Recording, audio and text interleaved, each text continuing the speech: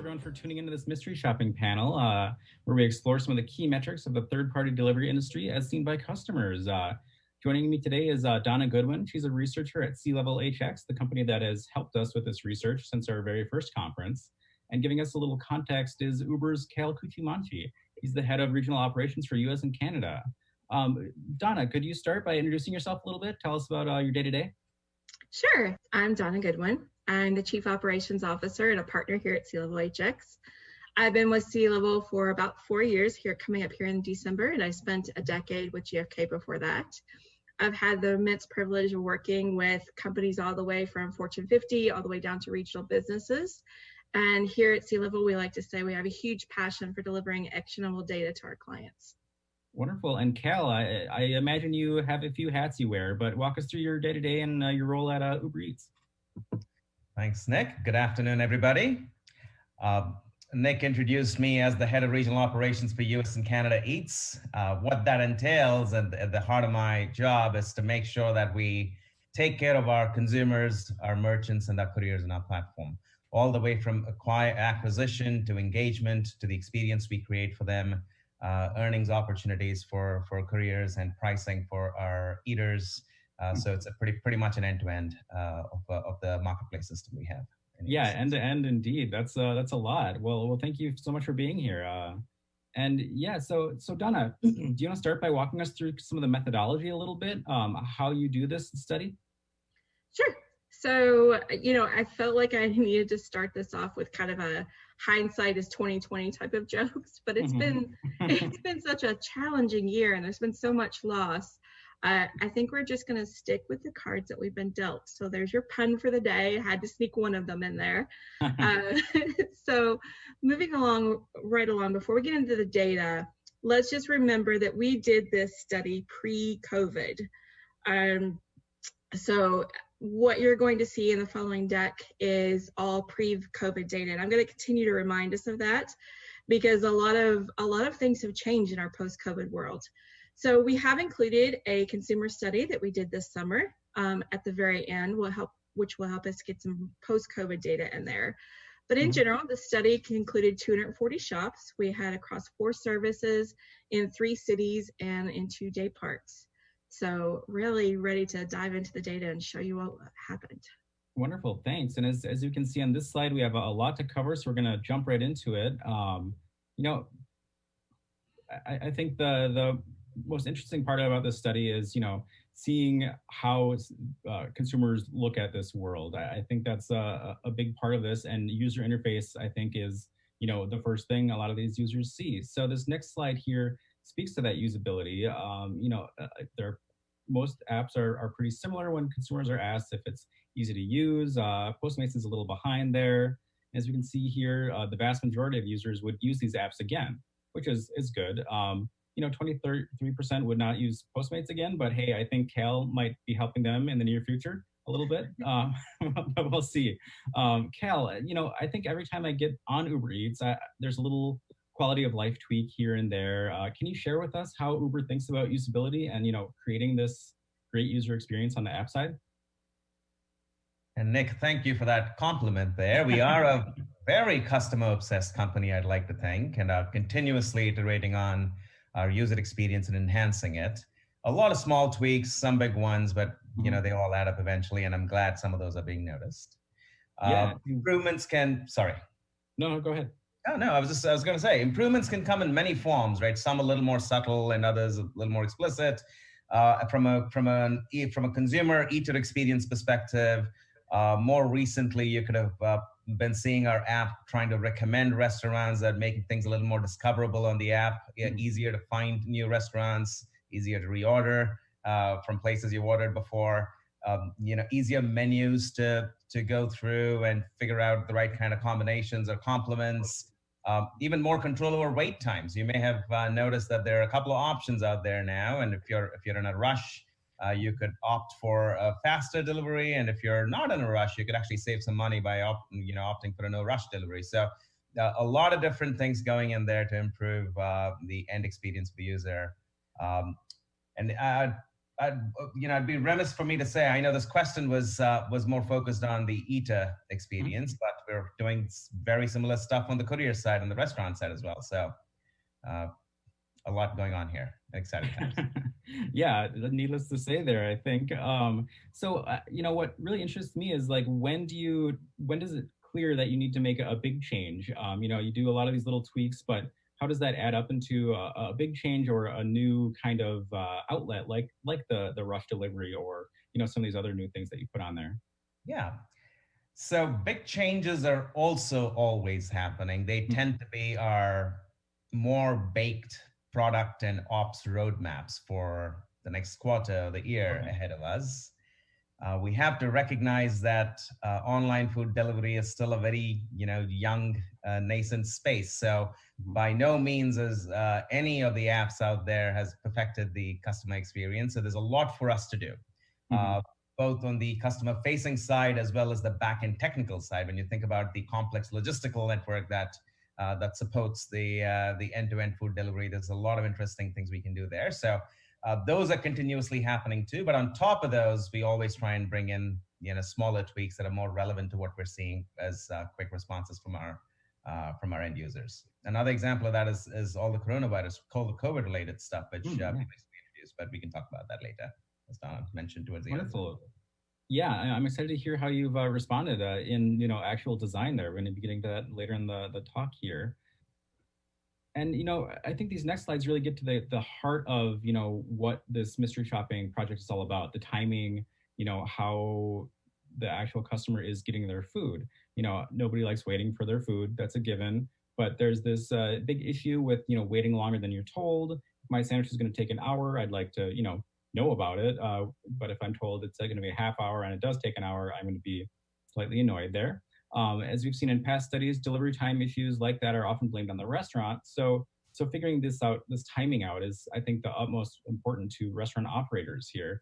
These slides are a little complex. So Donna, can you walk us through these slides, exploring how ETA estimates lined up with actual delivery times? Sure. So I want to tell you a little bit about this data before we really dive into it and get into it. So as you see on the screen, our data scientists really had to work to figure out and really map out these customer journeys. So when we're looking at DoorDash right now, when you're looking at the 4 different apps, there were some strengths and weaknesses that really jumped out at you. So before we kind of make sense of the slide, let me tell you a little bit about the 4 apps. For both DoorDash and UberEats, we saw that there's this focus in on the 20 to 39 minute window. And they were both doing a great job of delivering. When the ETA said that they were going to deliver in that window, they actually delivered in that window. DoorDash actually nudged out just ahead, and 2/3 of all their deliveries were in that window. For Grubhub, they were the most accurate when customers first looked at the restaurant ETA, and then they delivered on that time frame. Postmates actually undersold themselves for that 20 to 39 minute window, and then over delivered on it as well. So you've got this whole band in that 20 to 39 minute window that we can really see that the apps are focusing in on and trying to deliver to. And there are different approaches on how they, initially give that estimate and then give another estimate when they order, and then delivery times. But for this study, we really wanted to represent and take you through that journey for each one of the apps and allow you to see, the ETA when the restaurant, and then the place the order. And as Cal mentioned, there's a lot of AI that goes into all of that behind the scenes that really helps the different delivery apps focus in on and figure out how soon they can actually get that food to you. Yeah, and I've just been going through the slides here as you've been talking, and I guess who has done the best? Was it between UberEats and DoorDash there? It was. So UberEats did a really good job, like I said, and DoorDash, between the two of them, on estimating that 20 to 39 minute band. DoorDash actually did nudge out and beat UberEats. Like 2/3 of all deliveries were in that 20 to 39 minute band. About 55% of UberEats was in that band. And you could kind of see initially where they started and each place that they wound up into. Okay. Wonderful. And yeah, Cal, I have your slide up here. I know there's a lot that goes into this, from market penetration, from, weather and, driver saturation, et cetera, et cetera. What goes into a calculation like this? How do you both, push for this ideal sort of timing and accurate times, and, account for all those inevitable issues that you can never foresee? Yeah. This is a great question, Nick, and it goes to the very core of our marketplace logistic operations, right? When you think about creating the right experience across the board for restaurants, you don't want their food just waiting on their counter to be picked up. For couriers, you want them to have the most efficient experience, just picking up food and delivering it. And for eaters, I've delivered plenty of food in my time in this on this job. Just experience the platform, and there's nothing more scary than delivering food to a hangry eater. So it's a very important experience that we focus on, and goes to really the core, as I was saying, of our marketplace logistic operations. There is generally a focus. I mean, even outside of getting this accurate, right? You could easily do that by just estimating everything loosely early on and making sure things are within that bucket.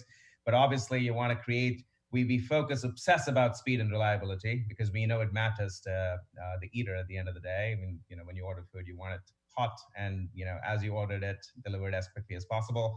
We're constantly iterating on our systems, Nick, right? And Uber has the advantage of having the rides business and all the learnings from there too, from a marketplace perspective.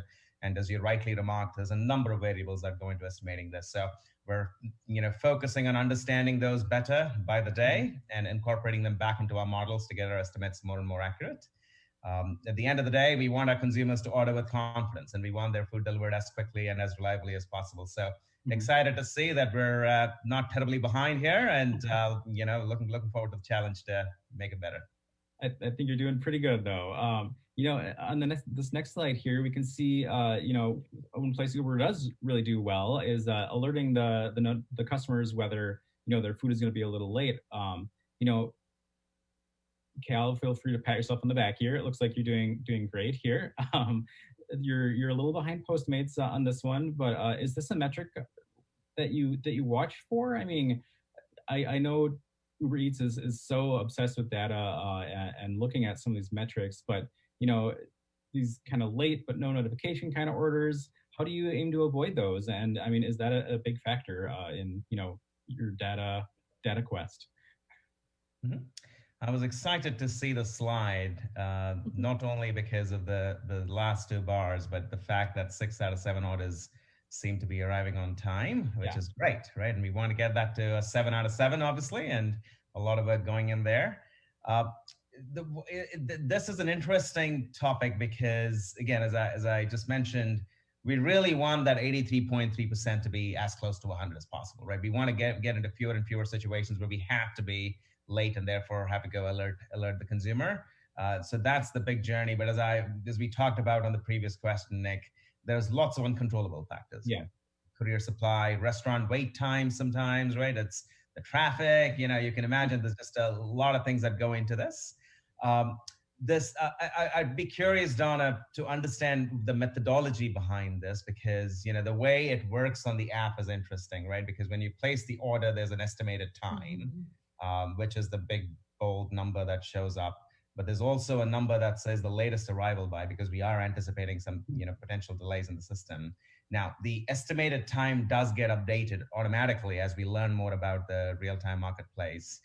And if it goes beyond the latest arrival time, there are automatic triggers, proactive outreach from customer service to make sure that people are not only notified of it, they're obviously aware of it, right? But also, appeased to whatever extent we can appease them. So I think the updates happen silently in the app for that delivery number, which may or may not be noticed unless the user is actually on the screen. And then if it really goes really, really bad, which doesn't happen that often, there's more hands-on outreach as well. So the perception here might be difficult if you're not always looking at the app, but notifications still happen. Yeah, I think that's a great point. And Donna, do you have any insight there? I mean, is this like an actual alert, a push notification or something like that? Or is it are you accounting for people like me who just kind of sit there with the app open and wait for their submarine sandwich?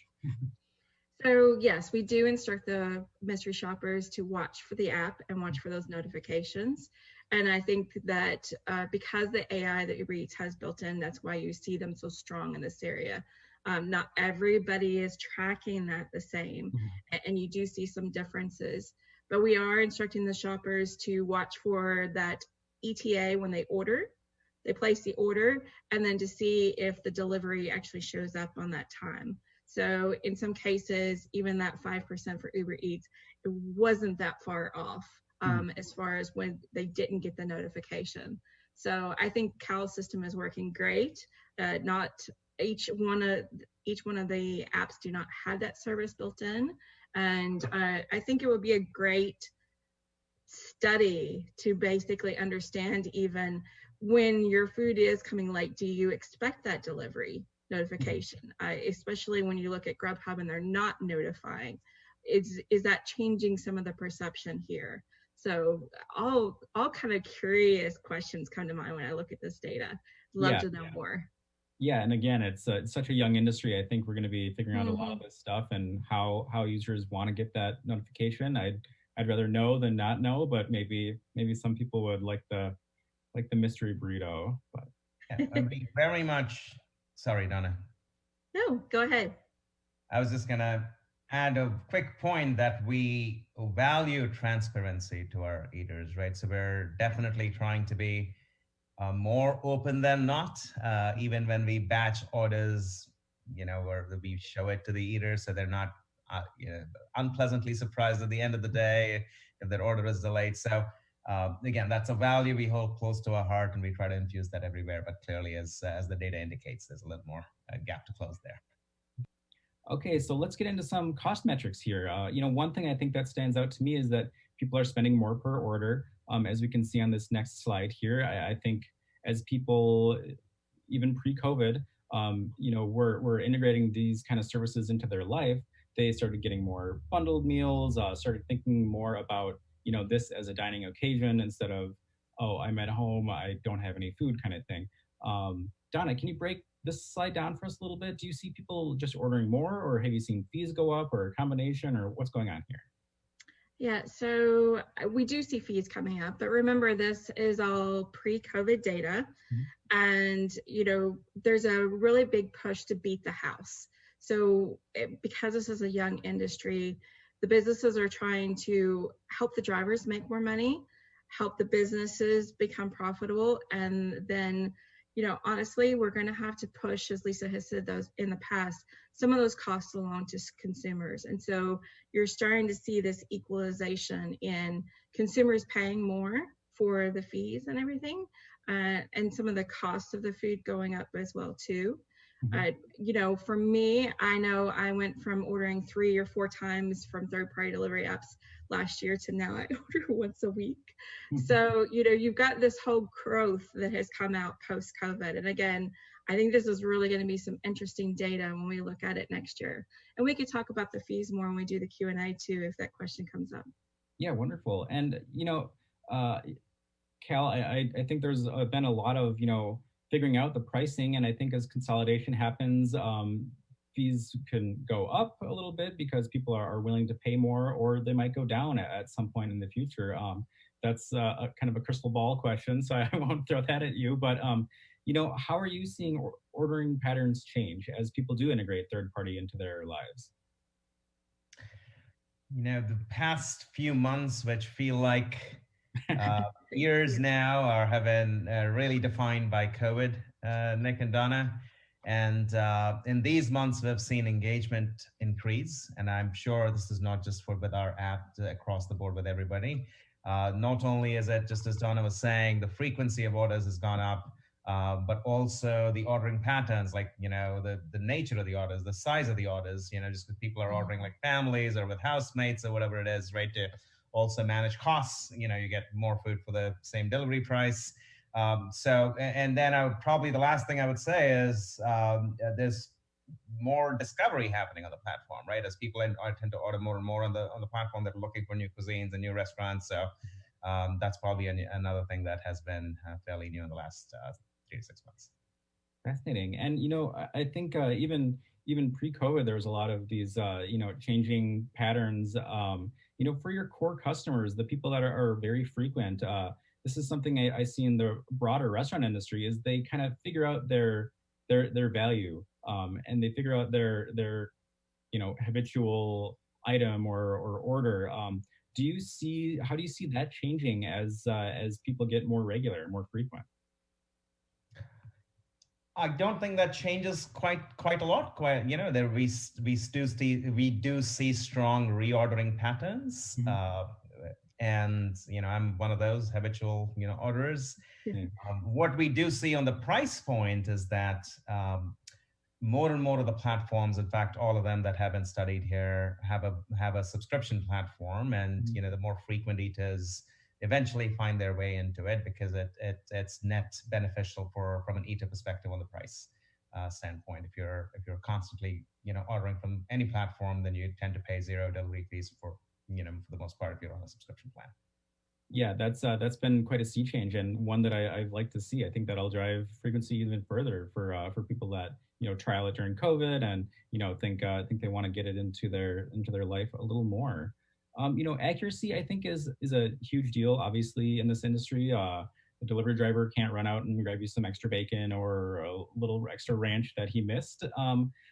So, Donna, you do another study in the QSR industry, and you kind of try to attach a price to these inaccurate orders. I know you don't like guessing; you like to look at the data. But if you had to apply this to the delivery industry, I mean, what is the price tag? How can we calculate this? Okay, well, let's do some math because I don't like to guess.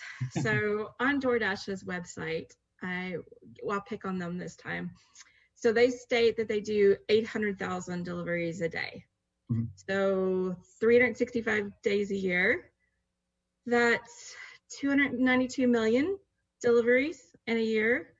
And let's go with what we see on the slide. Just remember, this study is indicative, not representative. Mm-hmm. So, the 5% that we're seeing here could be a bit different, but let's just go with that because it's easy numbers. So 5% of 292 million is 14,600,000. And we just saw on the previous slide that DoorDash's average delivery amount was $30. So you take $30 times 14,600,000 and you get 438 million. I think that that's a pretty big price tag potentially for inaccurate orders. And it's one of those things, especially for the restaurants, especially in our post-COVID world, everything is sealed up now. And it's really on those restaurants to making sure that their orders are accurate, checking in with their delivery drivers, because especially in the post-COVID world, they've got so many packages sitting there and they've got all of these drivers standing there waiting for their items. This is one of those things that the restaurants really needs to focus on. And third-party apps, I'm sure Cal and his team and all the other delivery apps are doing a lot of things to help with this too. Yeah, Cal, how do you kind of guard against these inaccurate orders? I know there's a lot of coaching and partnership mentality with your restaurant partners, but what can those partners do to really guard against this? And what do you think the industry can do better on this front? You both are absolutely right that this is a fairly complex topic given the partnership model, right? And just Nick, as you started this question, it's not as easy to send somebody back and correct the inaccuracy. There's lots of potential breaking points in the chain, end-to-end chain, when you think about how an order can become inaccurate. And Donna alluded to some of those things. It almost starts with how the menus are designed on the apps, right? Is it easy for the consumer or the eater to place the order they want to place? Or do they feel like they have to send in special instructions in writing, right? Because every time you take that and you translate it over to a restaurant, you're introducing some potential opportunity for failure or misinterpretation there. So we do a lot of work in trying to streamline our menus and organize them in a way that fosters accuracy than inaccuracy. Then there's this question about how do you transfer this information over to the restaurant, right? Now, there's some big restaurant chains where we're deeply tech integrated with them and everything transfers, perfectly But for many others, it's, there is a, potential opportunity to miss things there. So we try to work with the restaurants to make sure that they understand what's coming through and it's clear. And but then at some point, as you were mentioning before, the onus also shifts onto the restaurant, right? For example, if they're out of stock on some items, it's important to update that in the app so eaters are not, accidentally still ordering those things and only to be supplemented with something else later. So that part is on them. Just to regular checking for order accuracy is important.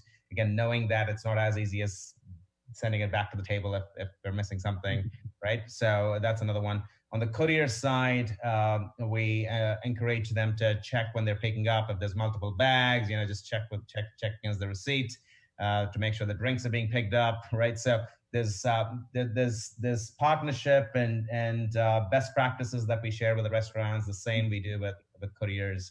And on the app front for the eater side, we're trying to make the experience as simple and clear as possible to make sure there's few errors coming out of it. Wonderful. And one thing I've seen in the industry out there in high volume restaurants that are doing a lot of delivery is they will just, they'll have their order person taking orders, or, their counter person going through and really making sure that everything's in the bag, and then they're sealing it. And, I think noting exactly who that should be, making that a job role is really a good practice out there as well. Maybe the one thing I'd mention here, Nick, if I could get 10 more seconds, is where I think as an industry we could do better is in the in-store delivery flows, right? So many of these restaurants, I think, have streamlined their flows for in on-premises service. Yeah. However, when it comes to food delivery, as it becomes a bigger and bigger part of their business, it's important to think of logistics in the store that align themselves to couriers coming in, picking up bags. Simple things like, where do the couriers go to pick up bags? What is exactly, as you were saying before, what is the checklist that both on the restaurant side and on the courier side they go through before a bag actually gets handed over, right? So things like that, I think there's still opportunity for us to improve. Yeah, I think so too. And, getting a Ford model kind of assembly line going, I think might be a good practice as well. And there's, staying with you, Cal, Uber has some exceptional marks when it comes to keeping hot food hot and, cold food cold, as we see in this slide here. I mean, what does the company do to ensure that? Is that a packaging thing? Is that packaging suggestions? Or is that just, making sure that you're going as fast as possible?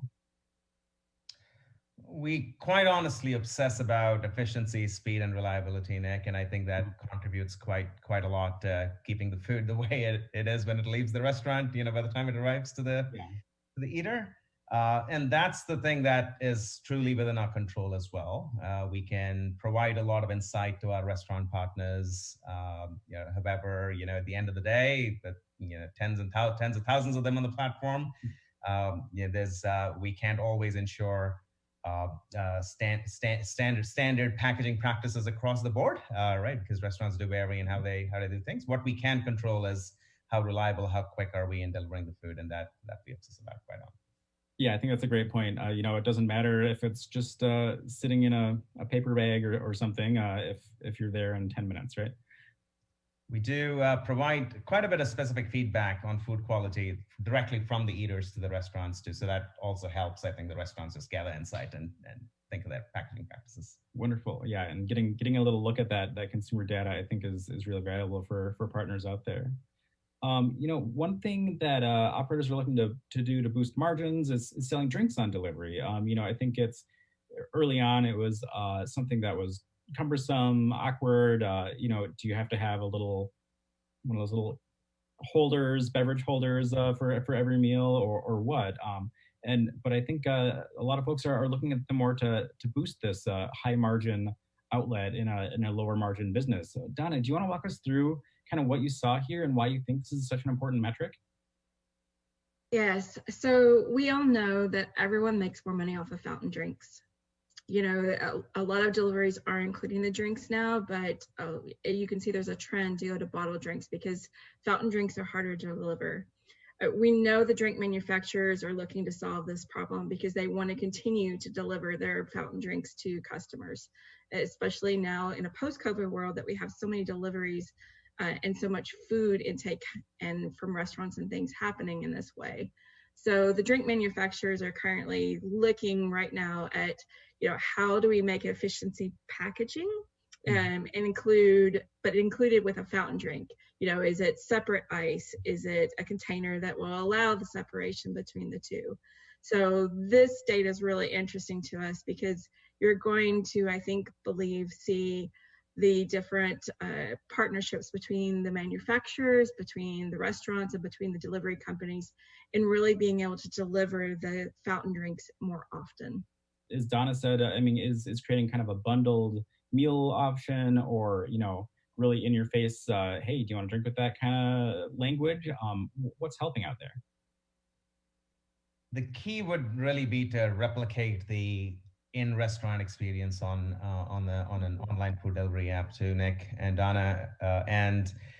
We're coming up with, I think, constantly working with the restaurants to see how they want to lay out their menu in a way that would get as close as possible to eaters, going through a menu at the restaurant and thinking about combinations of food, right? Either may they be complements with drinks, or just thinking of adding a drink to your meal. So I think it's a natural point to evolve to for many of these apps. And of course, there's margin benefits for the restaurants, but even otherwise from simply replicating the on-premises experience. Drinks are a problem, as this data indicates, right? They don't travel as easily or as well. And, I always dread delivering a fountain drink because I know if I don't handle it carefully, there'll be a little bit of a spill or whatever it is. Yeah. And I'm sure the consumer is not excited about receiving a, 3/4 full fountain drink. So there is definitely some work to be done here on the packaging side. And perhaps eventually consumer preference will evolve to bottled drinks, as the slide indicates, but that's yet to be seen. Yeah, we all have ice at home. We can figure it out, right? Okay, wonderful. Well, I think this next this packaging slide, I think we kind of dug into this pretty well. You can't really dictate it, but I think there's a lot of work to be done on the packaging side, just because a lot of food doesn't travel well. So I think early on, as we see in this slide, there was this real concern over some stranger taking a restaurant's food and making a delivery. I think there's some sentiment like that still, but the data shows that most drivers are not these slovenly weirdos that restaurant operators were first worried about. As we can see, everyone does very well. The drivers are neat and clean, they're friendly, and I think that's great. Donna, before we get to Cal, does anything stand out to you in this data? Yes.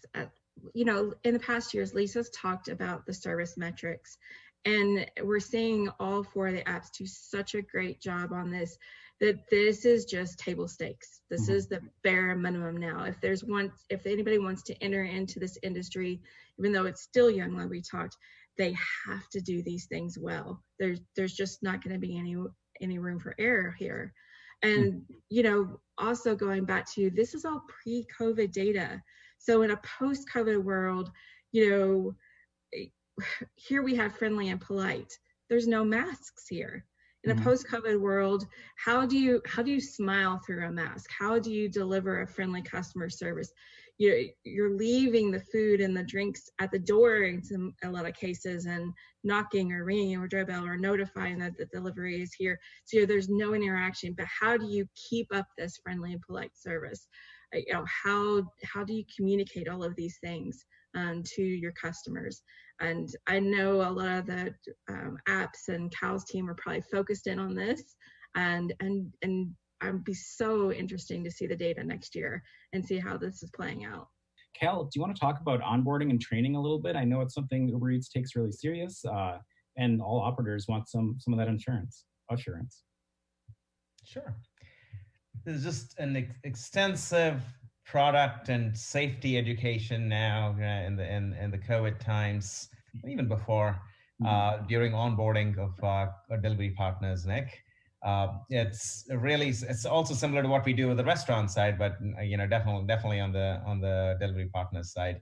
And then once that's set, there is ongoing feedback and reinforcement in the app, either directly from an eater perspective, or just friendly, good, practice reminders that are popping up in the app to do the right things, either at a trip level or just, as I said, just reminders when a courier goes online every single time.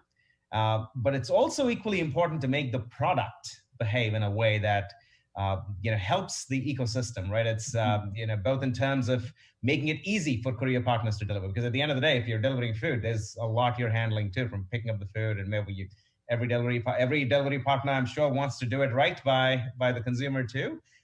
So making it easy for these delivery partners to find the location of the eater, right? Especially in COVID times, like how do you now handle food being left on the doorstep without an actual handoff, right? There's a lot of thought that's going into the experience of the product experience of the delivery partners and the eaters as well.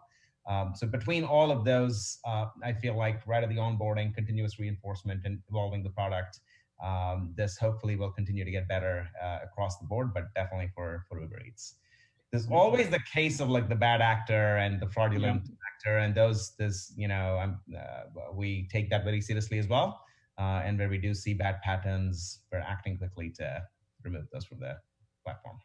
That's good to hear, and I think everyone saw that article last year about people taking fries or testing the food, and I think that's a lot fewer people are actually doing that, especially with all the bags sealed now. And to your point about the end user, I think every delivery consumer out there needs to really stand outside and make sure that you can actually see their address. I think that could solve a whole heck of a lot of problems, but that's just me. So, I think one thing I was really curious to see was, how these companies are batching orders. Obviously, that makes things more efficient, but it's a bit of a pet peeve of mine to watch a driver go do another delivery while I know my sandwich is getting cold in their car. Batching is clearly efficient, but Cal, how does Uber balance, the efficiency there with, the user experience? Yeah, no, this is a very core problem to solve, because it obviously, as you mentioned, it's helpful from a logistics perspective, but also it could hurt the user experience if not managed well. So any batching that UberEats does, we do within the constraints of a reasonable eater experience. Right? We're not, and we take those ETDs and the latest delivery times very seriously. Right? We're not going to go batch just from a logistical efficiency perspective if that's going to put the delivery outside of that window. Yeah.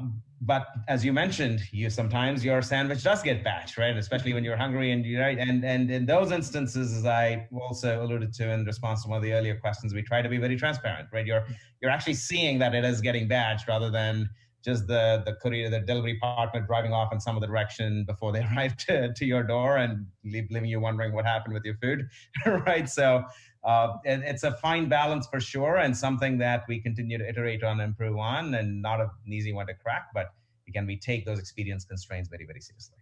Of course, all this was done COVID, as we've been saying.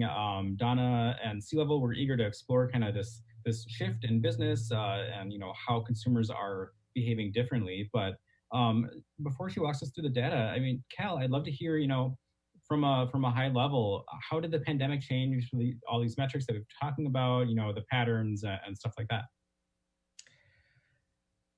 They only reinforce the importance of many of these, and maybe the one metric you would add to this, as you guys were talking about before, is safety, right? Yeah. As that becomes very top of mind for every party involved in food delivery.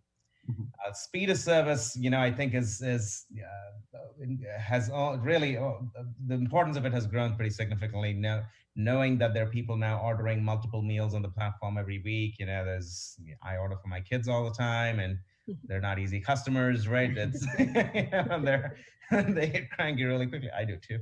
So, speed of service, I think it's only the importance of it has grown, as it has for order accuracy, right? As again going with the kids thing, it's my worst nightmare is to get my sandwich right and miss my daughter's. I don't know how I would handle that. So I feel like that's just I know it's a one person use case, but we've been taking it very, very seriously. Yeah. Customer service is a big one, right? I mean, especially as there are safety concerns, especially as there's more and more feedback coming from customers too in terms of how they want their food to be delivered and handled, and we're paying very keen attention to that. And I think taste, as I mentioned, is very closely related to speed of service for us, and we want to make sure the food travels quickly and well. So paying very close attention to all of these and really doubling down on ensuring that it's a safe experience end to end. And this customers and restaurants and couriers perceive that too. You want to make sure that they're comfortable doing business on our platform. Wonderful. And one thing I saw in the broader restaurant space is there's a lot more family meals, a lot higher tickets. Is that something you saw on the platform as well? Yes, we have in fact.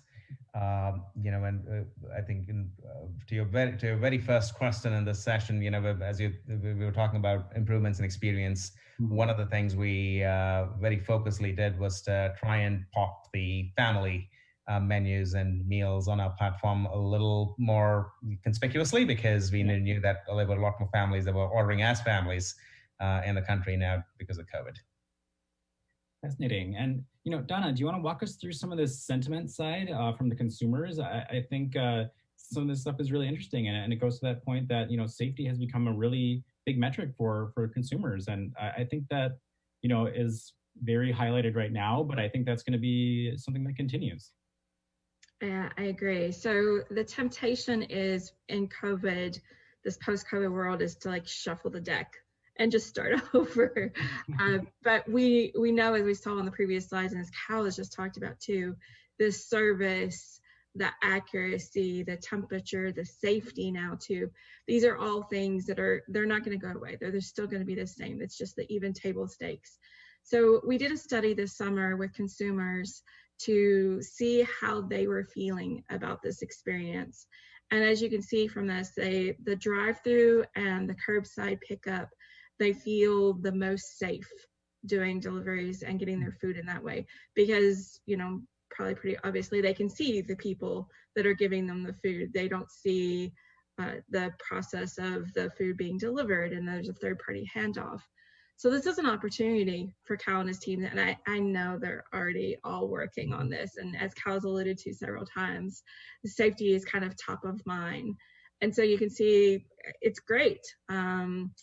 We've got the delivery by the restaurants is the next down, and then the third-party delivery apps. And I'm sure as everybody adjusts to this post-COVID world, we're going to see those percentages come up, because there's going to be concerns about safety going forward. That's the new normal.